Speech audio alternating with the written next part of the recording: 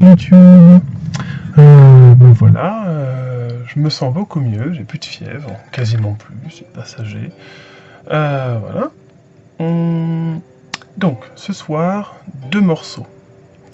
Premier morceau, classique, bilan de soirée, et discussion sur Pokémon Go. J'ai plein d'idées, et si vous êtes prêts à vous aussi essayer des trucs plutôt que de tout prendre sur les Américains qui font des choses, mais j'aime bien l'idée de pouvoir développer nos propres recherches, ou de comprendre des petites choses, chacun, je sais pas, oui, enfin, j'aime ça, voilà. Donc si vous voulez participer, moi je vais en tout cas essayer. Deuxième partie de vidéo, pas forcément un haut clem de lune, peut-être juste une réflexion sur des choses qui me sont arrivées aujourd'hui, et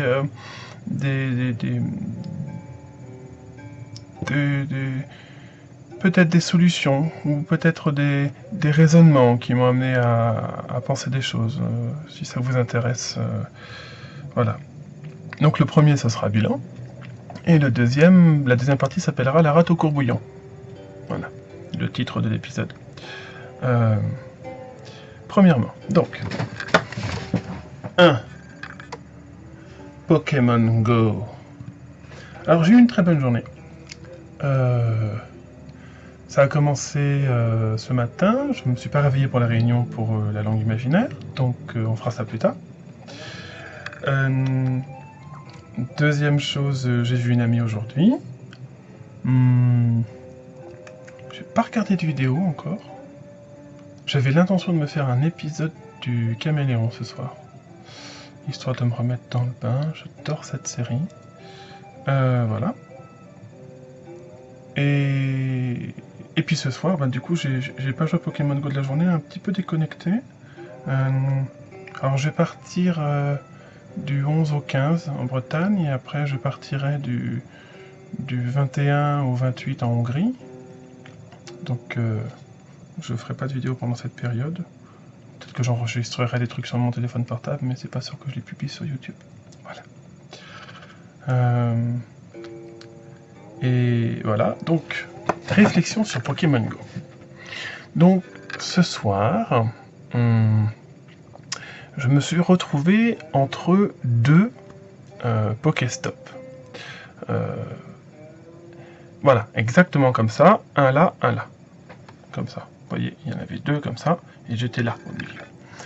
Je me suis posé la question l'autre jour si les Pokéstop, et je pense que c'est une hypothèse valide,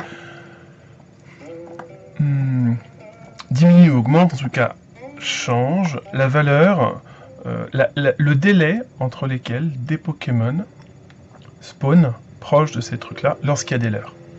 D'accord. Donc là, en l'occurrence, les deux avaient des leurres. Vous voyez, je me retrouvais au milieu de... Ils étaient assez proches d'ailleurs, donc j'étais entre les deux, et j'étais vraiment...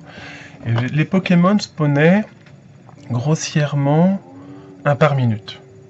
Ça paraît pas énorme, hein, mais quand vous prenez de l'encens, c'est 3 qui spawnent sur 30 minutes, donc peut-être que ça améliore. Et du coup, je vais voir demain, je vais me balader dans des parcs, je vais peut-être aller au muséum demain, voir mon père, et également profiter du muséum pour Pokémon Go, et voir si j'ai peut-être 1, 2, 3, vous voyez, 3 comme ça, et me mettre au milieu, ou peut-être 4, me mettre au milieu, me mettre peut-être à l'extérieur, voir si ça change des choses en fait, si la géométrie change des choses. Est-ce que si jamais j'ai un Pokéstop ici qui est leurré et que je me mets là, ça change de si je me mets là? Est-ce que si j'en ai deux très distants, quelle est la limite de distance entre les deux pour qu'ils interagissent vis-à-vis de moi? Ça, c'est plein de questions que je me pose. Alors, si vous avez des réponses, je suis pour. Faites des vidéos ou simplement mettez-moi un commentaire. Je suis vraiment preneur à essayer de faire des stats là-dessus pour tout simplement l'expérience du jeu, le fait de se dire que peut-être qu'on peut choper plus de Pokémon comme ça. Tout à l'heure, par exemple, j'avais un Bulbizarre qui se montrait, lorsque j'étais entre les deux Pokéstop leurrés.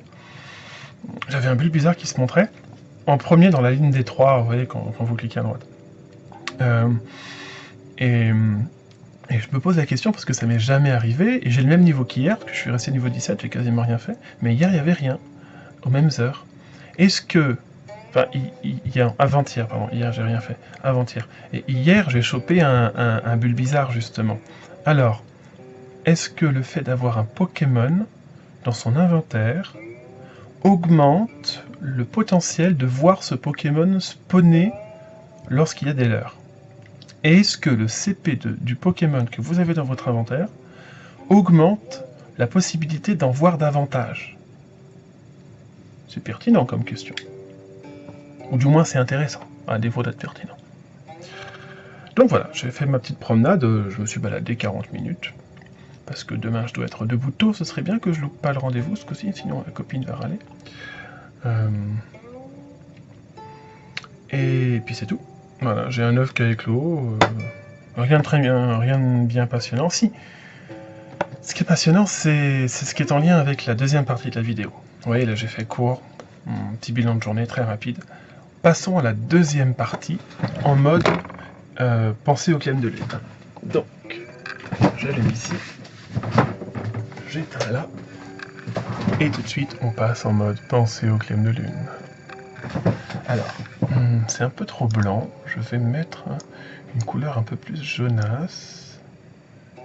Voilà. Voilà. Donc, ce qui m'est arrivé, c'est que je cherche à avoir des pièces de la manière légale. Je ne compte pas payer. Je trouve que c'est tricher. Bien sûr, c'est la triche qui est autorisée par Niantic, mais je ne veux pas tricher de cette manière-là. Je veux obtenir les pièces de manière légale. Donc pour ça, il faut que j'ai des arènes. Et donc le principe est simple, je ne sais pas si vous avez remarqué, quand vous cliquez sur boutique, shop, vous avez une espèce de petit bouclier en haut à droite, d'accord, avec un chiffre à l'intérieur. Ce chiffre, c'est le nombre de Pokémon que vous avez dans des arènes. Vous pouvez cliquer dessus, et il met 20 heures à se recharger avant que vous puissiez recliquer dessus. Et lorsque vous cliquez dessus, vous obtenez un nombre de pièces équivalent à 10 fois le nombre de Pokémon que vous avez à l'intérieur. Donc si vous avez un Pokémon, vous obtenez 10 pièces. Si vous avez 3 Pokémon, vous en obtenez 30. Ce que j'avais fait, c'est qu'en effet, avant-hier, j'avais fait 2 arènes, et j'avais fait boutique, le truc, et j'avais obtenu 20 pièces. Très content de moi, et hier soir, j'ai pas joué. Est-ce que ce serait le destin? Donc j'en ai pas eu hier, donc j'étais à 50. Qu'est-ce qu'il me veut celui-là? J'ai un Rattata qui spawn à côté de chez moi et il spawn 2 fois de suite. Pouf. PC 90, je sais pas. Hop. Tiens, il m'attaque pendant que je le cherche. Hop. Il esquive mes balls. Allez, zou. Donc. Ce soir, j'avais l'intention, comme tous les soirs, d'essayer d'avoir une arène, pour avoir au moins 10 pièces par soir. Le but, je sais pas trop ce que je veux, parce que le sac, au final, on m'a dit que c'était que 50 emplacements supplémentaires. Pareil pour le Pokédex, enfin le sac à Pokémon, là. Donc, je me dis, c'est peut-être pas super utile, 50 emplacements de plus. Je pensais que ce serait 200 ou 300 en plus, et qu'il y ait vraiment de la place. Donc je vais peut-être les garder pour des œufs chance, qui me semble être le meilleur truc. Des œufs chance ou des leurres, qui me semble être le meilleur bonus qu'on puisse avoir en fait. Voilà.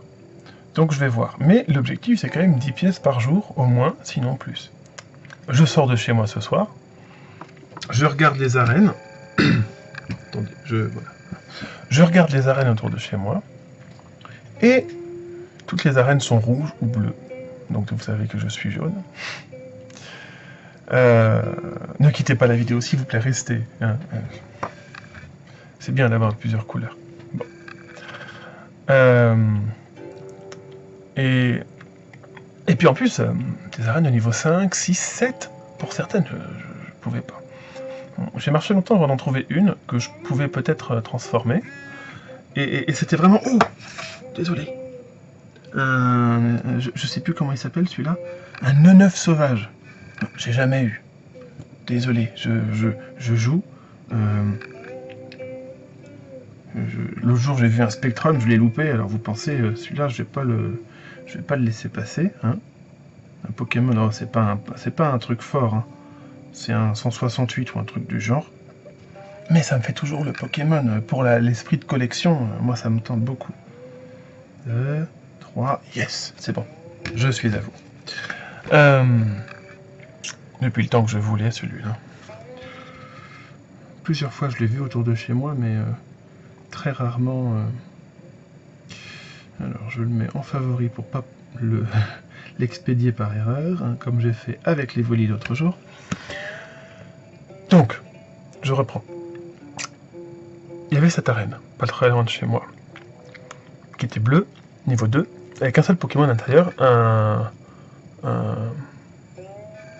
l'évolution eau d'Evoli. Et Aquali, je crois que c'est ça. Mais 1600, 1800, PC 1800, 1600. Bon. Donc assez gros. Et je m'y mets avec mon... J'arrive avec mon Ronflex. Et je voulais gagner, parce que j'avais vraiment cette envie, si vous voulez, de réussir. Je crois que je vais quitter Pokémon, c'est pas possible. De gagner cette arène, parce que je voulais les pièces. C'était quelque chose qui était très important pour moi, vraiment très important, de pouvoir avoir une pièce par jour. C'était presque l'objectif de ma sortie, c'était d'avoir une arène pour avoir les pièces. Et au moment où je suis arrivé, il n'y avait plus que les volis, il y avait l'Aquali, pardon, il y avait également un Locas et un troisième, je me souviens plus très bien ce que c'était. Et du coup, je me suis retrouvé dans la merde parce que les volis étaient vachement chauds à niquer et j'ai pas réussi. Et puis je me suis dit, c'est pas la peine quoi, je vais dépenser tout le Pokémon pour rien, je vais les recharger, je vais recommencer, ça servira à rien, ça va prendre des heures. Parce qu'il devait y avoir des bleus dans le coin et l'arène montait en niveau. Donc, ça a généré chez moi une sensation très désagréable, qu'on décrit comme la rate au courbouillon. Donc pour que ceux qui ne comprennent pas l'expression, hein, la rate c'est un organe que vous avez à l'intérieur, d'accord, hein, qui se situe par là, à peu près. Un courbouillon, c'est quand vous mettez des légumes dans de l'eau pour faire chauffer, pour assaisonner votre poisson, d'accord, ou votre viande. Donc la rate au courbouillon, c'est quand vous avez des démangeaisons d'estomac ou un peu plus bas dans le ventre, parce que vous vous sentez mal à cause de quelque chose. Et donc, clairement, j'avais la rate au courbouillon de ne pas avoir réussi, de ne pas pouvoir, ce soir, réussir à avoir des pièces. C'était presque un objectif de vie, quasiment. Et donc, voilà, je me suis posé la question. C'est pas la première fois que ça m'arrive. Je crois que j'ai déjà fait une vidéo là-dessus. Vis-à-vis de en anglais. Vis-à-vis de guilt. Stomachache, guilt. Auparavant. Et c'était la même chose. C'était une sensation de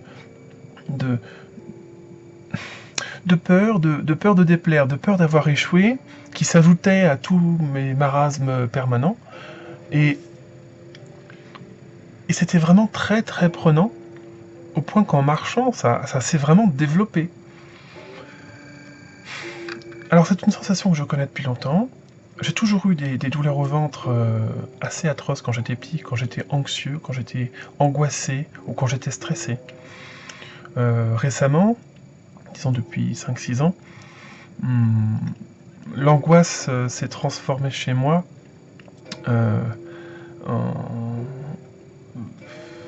se manifeste chez moi, pardon, en phlébite.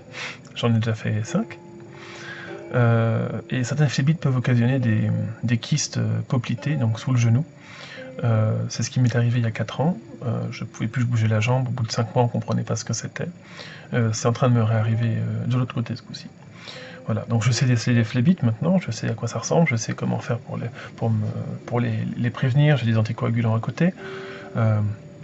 Mais la rate au courbouillon, il n'y a rien. Je peux prendre des antalgiques, je peux prendre des antidouleurs, je peux prendre du Voltaren ou des choses très fortes, ça ne change rien, ça reste, c'est présent. Peut-être que c'est psychosomatique, j'en sais rien, peut-être que c'est juste psychologique. Toujours est-il, c'est pas agréable, c'est vraiment pas agréable, et ça, hier soir, ça m'empêchait de dormir. J'ai discuté avec quelqu'un, quelque chose qui m'a profondément déçu, qui a fait échouer dans ma tête les plans que j'avais éventuellement prévus pour pouvoir m'en sortir dans la vie, dans le futur. Et cette discussion m'a coupé l'herbe sous le pied, je suis tombé, quasiment du petit piédestal que j'avais fait pour essayer de me dire « Ah, peut-être que je peux y arriver ». Et j'en ai pas dormi pendant 3 heures. Mais j'arrivais pas à lire. Je pouvais pas, je ne faisais que penser à ça en boucle et en boucle et en boucle. J'ai dû aller me regarder des épisodes d'une série qui m'a fait suffisamment déconnecter pour aller dormir ensuite, et j'en ai rêvé cette nuit. Donc ça, c'est un vrai problème. S'il y en a qui partagent ce type d'angoisse, faites une vidéo ou mettez-moi des commentaires si vous n'aimez pas être face à une caméra. J'aimerais bien partager ça avec d'autres personnes pour savoir comment vous en sortez.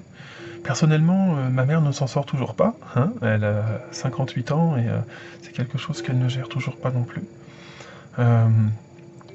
J'aimerais bien savoir si les gens arrivent à le gérer ou au mieux le comprendre. Moi, de ce que j'en ai compris de ce truc-là, c'est que vis-à-vis d'un événement ou d'une action, oui c'est ça, d'une action qui, dont le résultat va m'apporter quelque chose, j'y mets une sorte d'importance énorme sur ma vie. Vous voyez, il m'est arrivé la même chose quand j'ai loupé mon premier dan de karaté. J'ai loupé 3 fois et à chaque fois c'était pire que tout. J'ai eu envie de me suicider après avoir loupé mon premier dan. C'est pour vous dire, j'avais mis une condition à la réussite de ce premier dan comme réussite de ma vie, comme validation que j'étais quelqu'un de bien, que j'étais quelqu'un de respectable. Et le fait d'avoir échoué, ça revenait à dire que je ne valais rien, que je valais de la merde. Et ça, j'ai vraiment eu du mal à accepter. Et donc là, c'était ça. C'était cette sensation de j'ai échoué dans ma quête, je suis nul, je suis misérable, je n'y arriverai pas. À quoi bon continuer? J'ai eu envie d'arrêter Pokémon Go. Vous vous rendez compte? Sur un truc stupide, alors que c'est un jeu que j'aime, qui me fait sortir, le concept est vraiment sympa, j'ai pu en profiter de jouer avec des amis, je rencontre des gens, on discute, c'est convivial, c'est amusant, et une simple petite vision de la chose m'a donné envie d'arrêter. Donc ce que j'en comprends, c'est que quand je fixe une valeur très importante, presque une valeur supérieure à la valeur de ma propre vie que j'évalue, à la valeur que j'attribue à ma propre vie, vous voyez, quelque chose de supérieur, et que je n'arrive pas à atteindre cet objectif. Le stress, en fait, sur le coup, je pensais que c'était juste l'échec qui causait la rate au courbouillon. Je pense que pas que ce soit l'échec. Je pense que c'est plutôt le stress et l'excitation développée pendant les tentatives pour réussir à la chose, entremêlée avec l'angoisse d'échouer terriblement, qui doivent générer, je ne sais pas de quelle manière, psychologiquement, somatiquement ou physiquement, parce que y a des découvertes qui ont montré que quand on n'allait pas bien là-haut, on pouvait aller pas bien en bas, et vice-versa. Quand on n'allait pas bien au niveau du ventre, on pouvait déprimer. Qu'il y ait une corrélation entre les deux, qui fasse que j'ai la rate au courbouillon, et que ce soit quelque chose qui se génère de manière physiologique, soit là-haut, soit en bas. En tout cas que je le ressente en bas. Et que ça se produise, parce que actuellement j'ai encore la rate au courbouillon. Pourtant, en arrivant à la nation, l'arène était bleue, prise par quelqu'un qui venait d'arriver, je l'ai battue, j'ai pris l'arène, j'ai récupéré mes 10 pièces, l'arène était prise juste derrière, ils ont mis 4 Pokémon dedans, impossible de la reprendre, mais j'ai eu les 10 pièces. Mais étant donné que ça s'est situé après l'événement de malheur, après, vous voyez, j'ai l'événement là, comme ça, c'est venu, j'avais l'objectif, j'ai raté l'objectif, pouf, il y a eu la rate au courbouillon, et même si quelque chose se passe après l'événement, non, rien, c'est flippant, parce que là, j'ai encore la rate au courbouillon, ça fait 1 heure. Ça fait 1 heure que j'ai eu les pièces. Ça fait 1h30 que j'ai raté l'arène. Et que j'ai cru que j'allais rater. Et cette rate au courbouillon, elle va persister, je le sens, encore au moins 1 heure. Je vais devoir regarder mon épisode du caméléon. Et je suis même pas sûr que ça joue.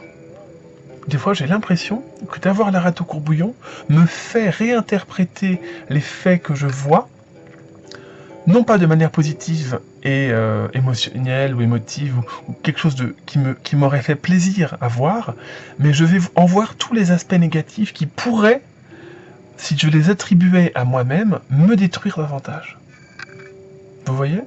Ça, c'est quelque chose que j'aimerais bien percer un jour, ou à défaut, j'aimerais bien réussir à la comprendre. J'aimerais bien réussir à pouvoir m'en libérer.